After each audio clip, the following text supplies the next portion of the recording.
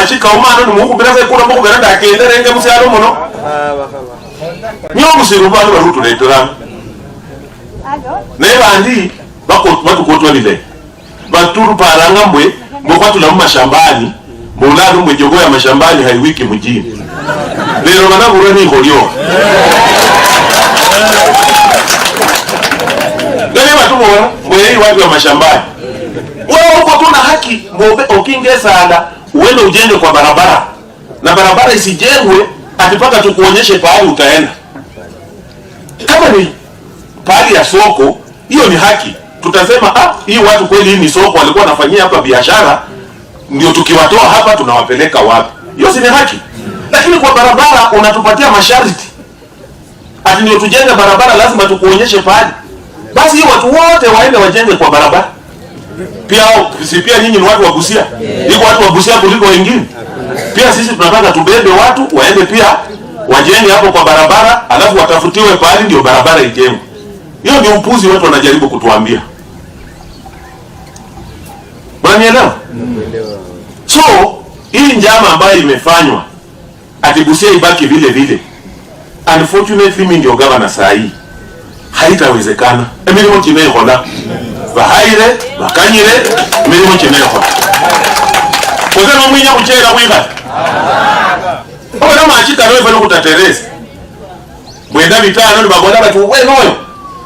Yakendele kama ndo ndo mamuno. Nebe byo ngone mu mungu kubere kuna ni machika umma. Nyamu sirubandu batulete. Ndio tutisha. Busia inatoka Changara kwa Kosieko. Busia sikakona kalala mu town. Na hiyo town ni headquarters ya county mzima. Kose? Si ni headquarters ya county mzima. So watu wachache tu mnaanza kujisanya pale ati mnaanza kushitua serikali mzima. Ati mnataka kutisha serikali mzima. Mtu tumejaribu kuwasaidia hamtaki. Youth hapa kudalanya hakuna youth. Kosieko hakuna youth. Changara hakuna youth. Why we having problems just in one corner? And you want to make it a county issue. Hata wengine wanaanza kuchochea uhasama ya ukabila. Ile former first lady alikuwa anasema watu wanadanganya ati jamii fulani wameuawa. Ukijaribu kusema tuonyeshe hii watu wameuawa wako wapi? Unapata mtu mmoja. Sasa unataka tena twende tutafute kabila zingine tuingize hapo kwa ile vitu hawakukua. Wewe kama maneno imekupata, tujaribu kuchunguza shida ilikuwa nini. Lakini sasa unaanza kuleta uhasama ile vitu hakuna. Busia nimeambiwa watu 4 ndio walikufa. Iko mtoto mmoja ya shule St. Mathias.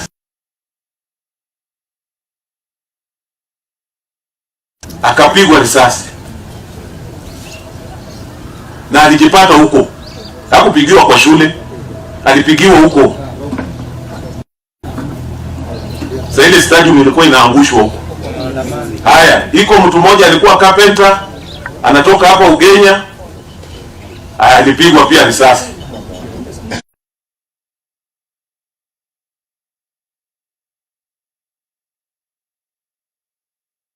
Para. Adimu mtu mnajua nini imefanyika? Mnaanza kubeba mwili kurandaranda town Queens.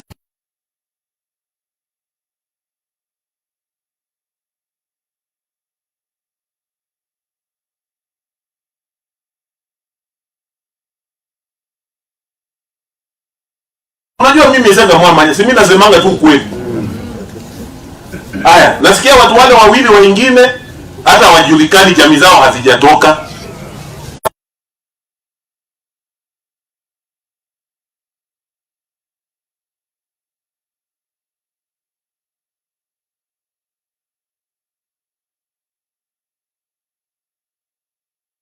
Ambaye anahangaika kama wewe. Ana uhusiano gani na hii shida ya national government? Ya bei ya chakula na nini? Na hii mtu anahangaika tu kama wewe. Unaenda kuvunja duka yake kwa hizi maandamano. Ati protection money. Wanaenda kwa businessmen pale. Ati usipopea sisi pesa duka yako saa ya fujo duka yako itavunjwa. Ukienda sehemu zingine watu wanawasha moto kando ya lami wakifanya maandamano. Kwa sababu Lakini hapa Busia unataka uchome ndio Busia ibaki vile ilikuwa. Hadi ndio tusionekane tu.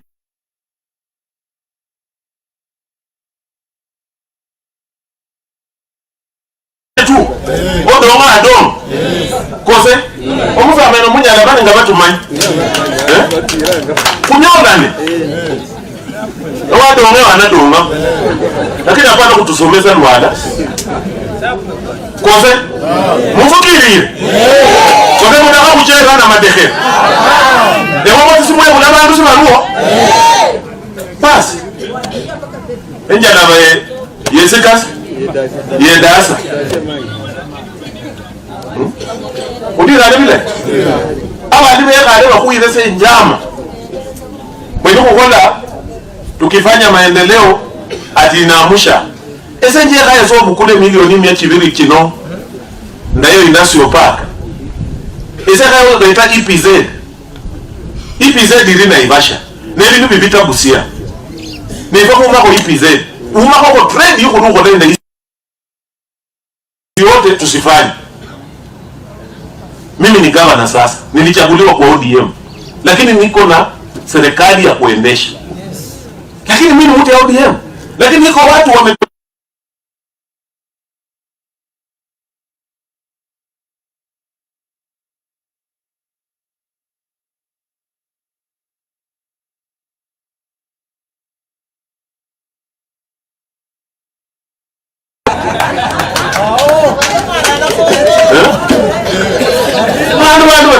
vindi vyolukana. Ewa wanafukira no.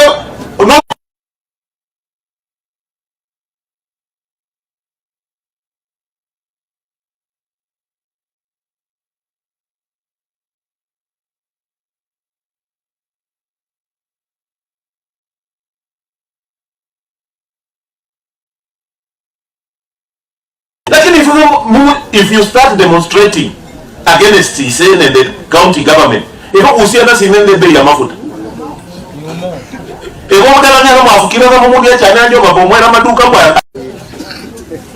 Ngama hore budget ino, madero ko mesende choli pa made. Kwa bado tuwafu linde serikali, indi ichakukana. Sibe karikatiro.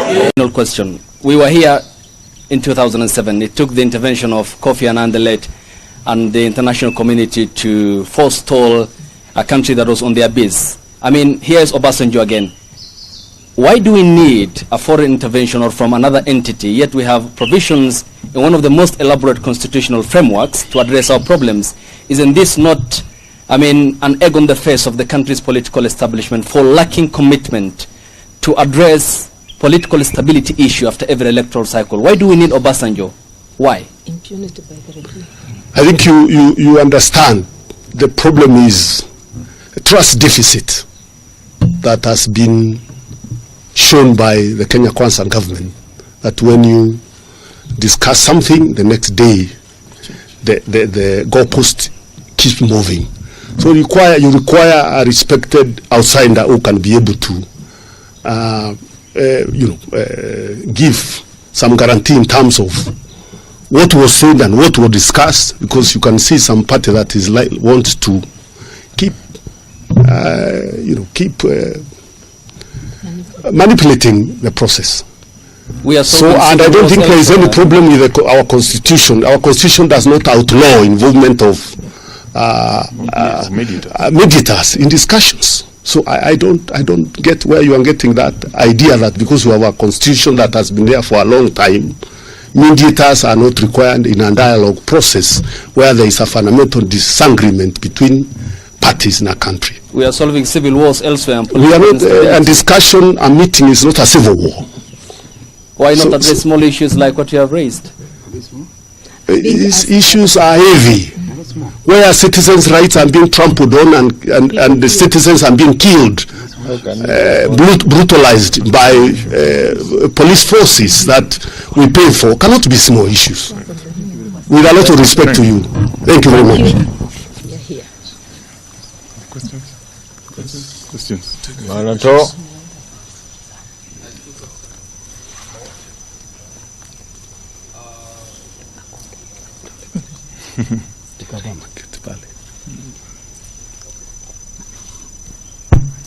Okay, my name is Emmanuel Top from KTN News. 2 questions. Has the Azimio team met President William Ruto? Because he has hinted on that. And number 2, have you come up with the membership of the 5 members of the 10-member team that is supposed to lead the discussions? And lastly, what happens to the bipartisan team of the 14 members now that we have another team in place? Yes, it's apparent from our statement that indeed there was a meeting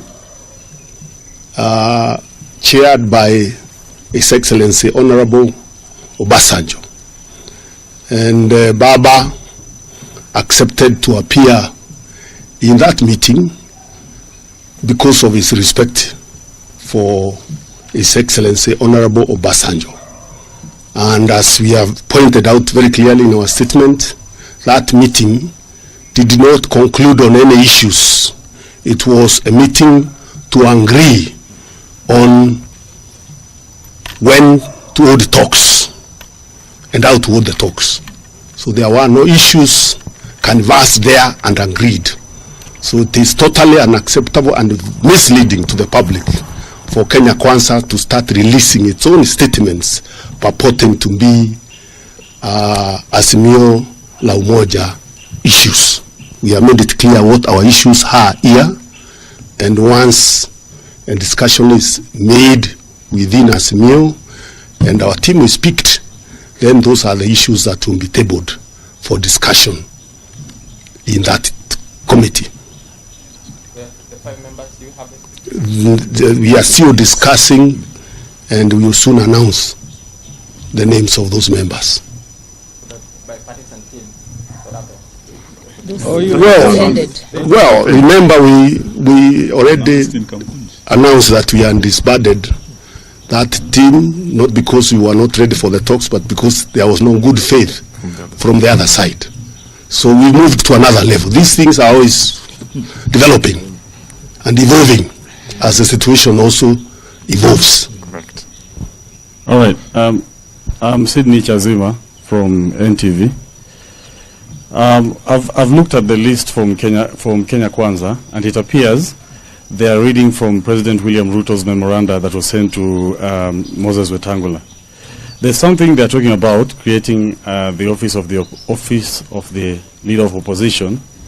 So, in terms of oversight, how strong is this oversight office when it's getting the money from the exchequer? We have made it very clear, those are their issues. Those are their issues. So you can ask them what they want to do with those issues. We have raised ours today.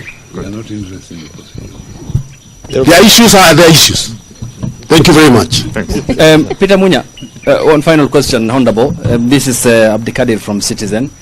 You have disowned the Kenya Kwanza statement, which largely outlines what they want addressed in the talks. And clearly then it's from the onset, it seems like the talks are already freezed before they even start. Then what's the point? And all of you are members of the country's political establishment, so are members of the other part. Then what's the point of even hinting at talks when you clearly have well-documented differences, and there are Kenyans who are looking at you with bated breath over where the country is, deep systemic corruption, patronage, and failure by state officials to address what their problems are. And you, the politicians, taking the Kenyan people as a punching bag. First of all, talks are only talks because they are disagreements. Otherwise, if you don't have any disagreements, what would you be talking about? So clearly there are fundamental disagreements that need to be ironed out between us and Kenya Kwanza. And the difference between our issues and theirs is the issues affecting the people, and especially the issue of the cost of living that is escalating every day is the bottom line. That is the starting point. If there is no discussion on the issue of the cost of living and the bungling of elections by IEBC, I don't see, or we don't see as a team, what other issues we can discuss. And one final. So that is where we start. The point of departure is cost of living. How do we collaborate? How do we work together to lower the cost of living so that Kenyans can have hope and can start living better lives than they are living today? One final.